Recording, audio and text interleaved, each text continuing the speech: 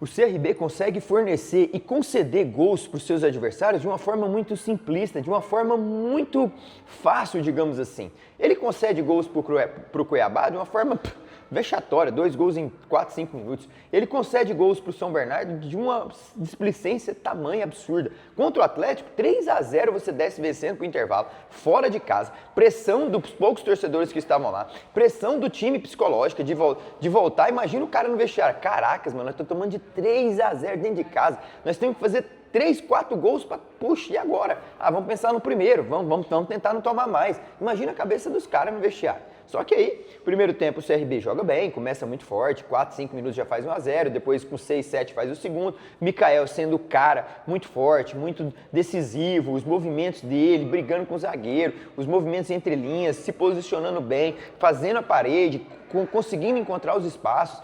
O CRB consegue ter uma entrada muito forte, ou o Atlético que foi muito mal. Não sei como é que a gente pode analisar isso, mas eu prefiro olhar sempre pelo copo positivo, copo cheio. Eu vejo que o CRB teve uma entrada muito determinante. O Barroca já trabalhou no Atlético Goianiense, sabia como que uma entrada forte poderia complicar a vida do adversário. O Atlético não conseguiu ser uma presa, ela foi uma presa tão fácil no primeiro tempo que ficou assim, uma imagem até o que o seu próprio presidente falou, jogadores que psicologicamente não conseguem ter reação, jogadores modinha, né, como ele disse, jogadores que hoje em dia não têm o foco, palavras do próprio presidente Adson Batista, jogadores que não se preocupam em ter uma alta performance, enfim, ele até falou que vai trazer algumas mexidas, já está trabalhando nisso.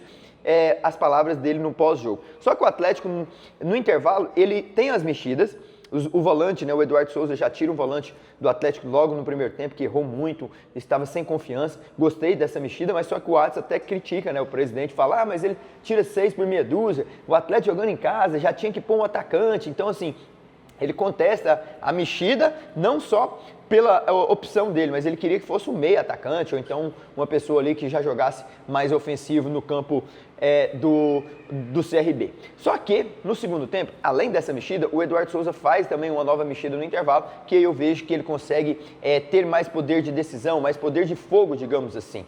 E também, além disso, atrelado, o CRB faz uma mexida que, para mim, estratégica foi mal pensada. Ele tira Danielzinho e põe o Luizão, sabe? Então, assim, eu não gostei da mexida, não porque o Luizão entrou mal, mas também não era o momento. Você está vencendo 3-0, o time que jogou em 45 minutos te entregou 3 gols, te entregou um momento positivo. Espera mais 15, 20 minutos para ver como eles vão performar. Quem sabe poderia fazer o 4º gol ou não, tomou um, agora sim eu vou entrar com o Luizão. O Luizão entrou mal, entrou desconcentrado, todas as jogadas foram em cima dele, das costas dele, o Atlético volta para o intervalo muito forte, Gustavo Coutinho faz um gol de pênalti, faz um bonito gol de cabeça, no final Bruno José assiste Léo Jacó, a segunda assistência de Bruno José em 2 jogos, o cara que não tinha números de nenhuma participação de gols direta com a camisa do Atlético, já nos 2 últimos jogos dá assistência, então isso é importante para ele, para o seu crescimento. Gustavo Coutinho chega a 6 gols, é o vice-artilheiro dessa competição, 3 gols nos últimos 2 jogos, contra o América fez 1,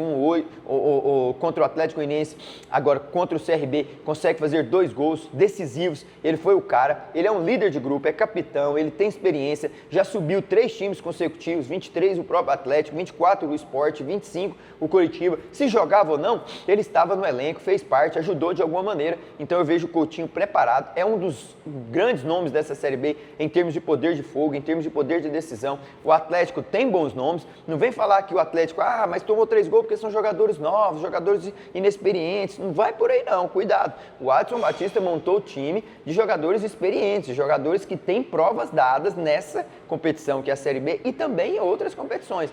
Então não vou por aí, não me apego a isso, eu vejo que o Atlético ainda não se encontra, né, como um time no todo, ele tem unidades boas, mas no todo ele não é positivo, ele não é bom, então eu vejo que o Atlético precisa ainda conquistar dentro de si primeiro essa confiança, essa confiabilidade, para depois transferi-la e transportar ela para os torcedores, para grande parte da imprensa, para os adversários que quando virem enfrentar o Atlético temerem de fato jogar no estádio Antônio Ascioli. O estádio Antônio Ascioli, que tem uma média muito mal, né? Em um ano de 2025 teve uma média de 3.800 pagantes ao final das 19 rodadas em que jogou dentro de casa. Esse ano a média está muito baixa, contra o Náutico deu 1.800, contra o Avaí deu 1.200, contra o CRB deu 1.400, beleza, tudo certo, data comemorativa, Dia dos Namorados, jogo de abertura da 13ª rodada, mas o que o torcedor do Atlético vem entregando são números baixíssimos. Contra o Goiás, num clássico, 3 mil e poucas pessoas. Então, assim, eu vejo o torcedor do Atlético distante do time e quando tenta se aproximar, não é que é barrado, ele vai numa forma de protesto, de mostrar sua indignação com um time que não te transmite confiança, e isso acaba afastando mais, porque aí vem a diretoria falar que eles, vocês nem vêm aqui, e quando vem gato pingado, e aí ainda quando vem falar mal, vocês têm que vir apoiar. Então, assim, fica esse choque de realidade, choque de uma cobrança da torcida, uma resposta da diretoria, e os jogadores não sabem para que lado vão, não sabem para que lado remam, não conseguem ter confiança neles próprios, muito menos transferi-la para o torcedor. O Atlético hoje é um clube que é muito organizado, é estruturado, todo mundo sabe o que o presidente Adson Batista faz por lá, mas a verdade é que o Atlético ele não transmite, para mim pelo menos, confiança ainda de que é um time que vai brigar pelo acesso. Eu não tiraria os olhos do Atlético, principalmente na mexida do mercado, dia 20 de julho, quando vai abrir. Estamos aí próximos de 35 dias desse mercado, 38, mas jogadores já começam a ser falados, já começam a se movimentar aqui e para lá. Para você ver, o Vila Nova já estão falando aí de Igor Cariús, Igor Meritão, jogador que vem lá do Paranavaí, um zagueiro. Então, assim, eu não tiraria os olhos do Atlético. O Adson Batista é um cara muito eficiente, um cara muito perspicaz, um cara que sabe mexer de fato ali o movimento, acompanha de perto o dia a dia do clube. Ele não vai facilitar nessa abertura. Opa, caiu aqui de novo, né? Pera aí. Oi. Pera aí.